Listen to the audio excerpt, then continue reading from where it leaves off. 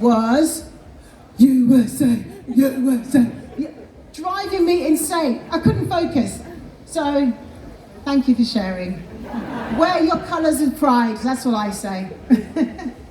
So the 1996 Olympics in Atlanta, they were your first Olympics. You did win a bronze medal, which was an incredible achievement. You obviously topped it 4 years later. But we do have an office in Atlanta. We've got quite a few folks dotted around here who are from the Atlanta area. Give us a wave, Atlanta office. Where are you? Yay! There's a few of them in here. So what is, other than winning a medal, your favourite memory from the 1996 Atlanta Games? It's probably not what you anticipate. So you all hear about the Olympic Village and, the athletes post-competition. So we found the club. We found one of the best clubs I remember. I don't know if it's still there. 112, is it still there? I don't know if it's there. Anyway, it's a long time ago. But we found a lovely club. I remember actually having the best time there. I got up to a lot of mischief, but I was still young, impressionable. We were kind of, we stayed at one of the campuses, and so that was vast. So let me just take you through the Olympic Village. So you've got anything but hairdressers, getting nail bars. You've obviously got all the high performance stuff as well. And it's vast, it's really big. It's something that you can't even imagine as a young athlete when you walk in there for the first time. The food hall is ginormous, and I can tell you now that medals are won and lost in that food hall. Because, young athlete coming in, not really thinking they've got, understanding they've got food 24 hours a day. And so the discipline you have to make sure that you're just not just eating because you're bored. You're waiting, you get there maybe a week before you're supposed to perform. It's can you keep that mindset, and the discipline that you need for that whole week. Also, one of the things I did was take one of the sort of golf buggies. We were transported with golf buggies, and I thought that was quite entertaining to kind of take a key and take my friends out around the village. So luckily my team GB manager didn't know about that, but it was good fun. What else could I tell you about those Atlanta Olympics? Montel Jordan, he performed. That was pretty impressive.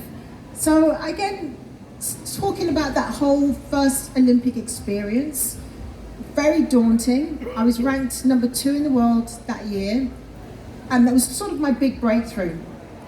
And I didn't know how to handle that. I really was sort of thinking that, the things you visualize over the years, that the Olympics is supposed to be the best thing, it is the best thing. You're just going to do personal bests from the moment you step on the track, because you're just going to rise to the occasion and use that energy. And it didn't go like that for me. It started with the chants of the USA, and I just couldn't focus. And things just progressively went from bad to worse for me. And I struggled through that first day of the heptathlon, and I just felt like I'd let everyone down, My mom, my team, my club that I competed for. And so it was really, really stressful. It was completely stressful. And I remember feeling I wanted to walk. I didn't want to complete those 2 days of competition. But the beauty, as I said, of heptathlon is that you've got to stick it out.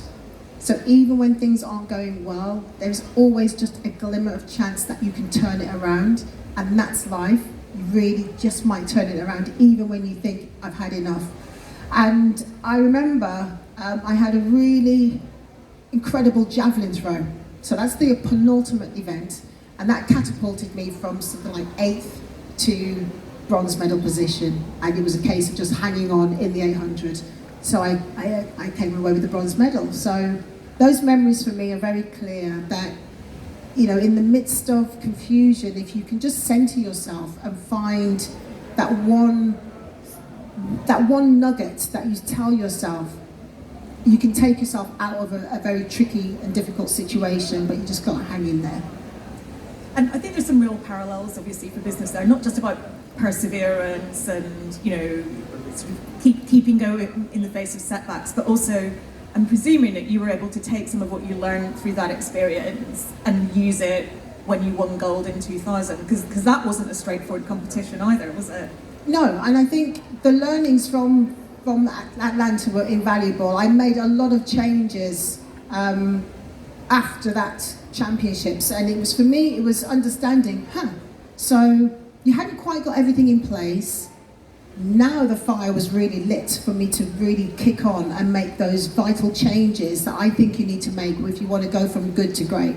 And for me, it was about environment, surrounding myself with a new team, because I just felt that the team I was with at the time, they just didn't have that winning mindset. And it may sound selfish, but you can imagine as an athlete, you've got a very small window of opportunity to maximise. As a heptathlete, you train 340 days for, again, 2 opportunities a year to really compete, and one of those is the major championships, just because the event is so difficult. It's like running the marathons. You don't run often, you cherry pick. And so for me, I moved to Holland, I changed my coach, and I put myself in an environment that was asked questions of me, challenged me, changed my mindset from just turning up, I guess, just going through the motions of training. It really centered me. And so my training became, I guess, more vivid.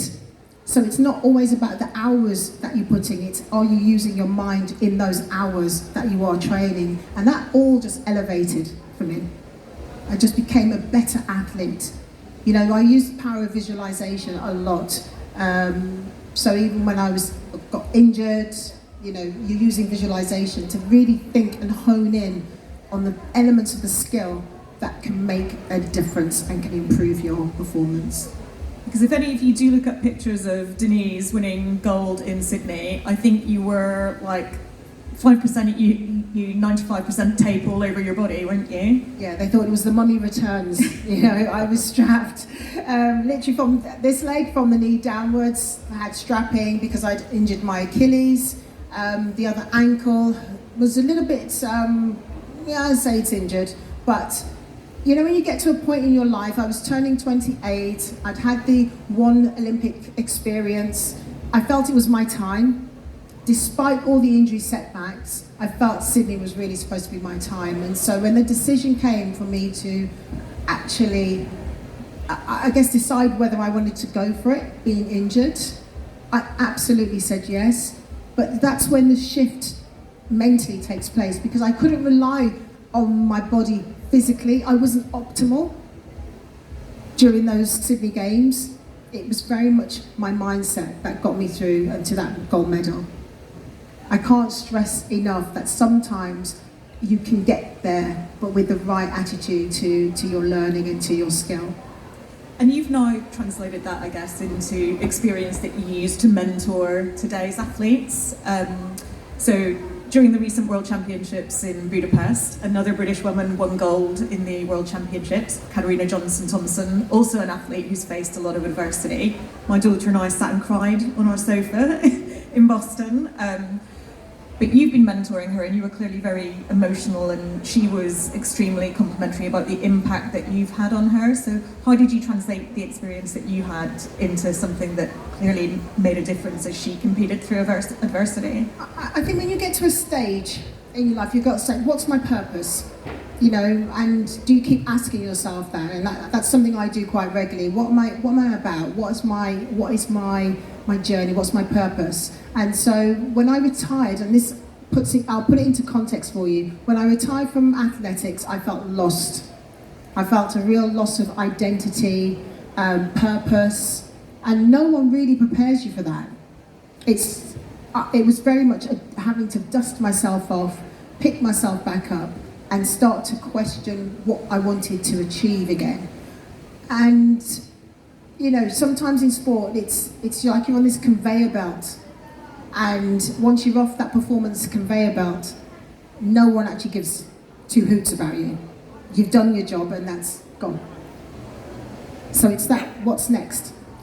And I didn't want any other athlete to have that feeling. And so as a broadcaster, I've been watching Katarina Johnson-Thompson walk from success to disappointment to eventually coming to a crux in her athletic career where she felt like it was her time. She was not going to participate anymore, but she's so talented.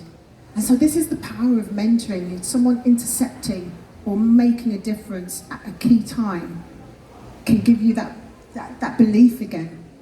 You know, so for me, watching her rebuild her confidence, move her training base again, so re-evaluating her goals, and I think that really helped her because she just thought becoming a heptathlete, she would follow me, she'd follow Jess Ellis-Hill, who's another Olympic gold medalist, and it would just happen. But she had her challenges. So to win a World Championships again, having her heart broken so vividly for the past few years was really special. But it's that guidance piece that I think is really strong. And having someone who knows or can identify with what you're going through and just keep you going, just keep you in the game. I think that the impact of that guidance was plain to see, and I for one am grateful because it gave me one of my favourite sporting moments of the last few years. Yeah, and hopefully big things to come from her next year. I hope so.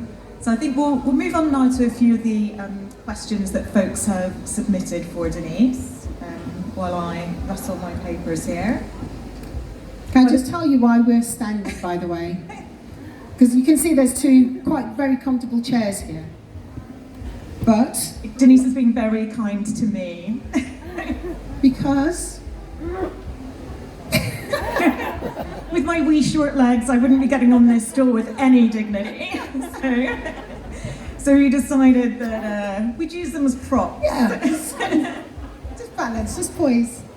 I mean, I think there's many ways in life in which Denise is more elegant and composed than me, but getting onto these stools would definitely be one of them. Okay, so Know the here's feeling, a don't fun we? one. If you were cast away to a desert island, which 5 songs would you take with you?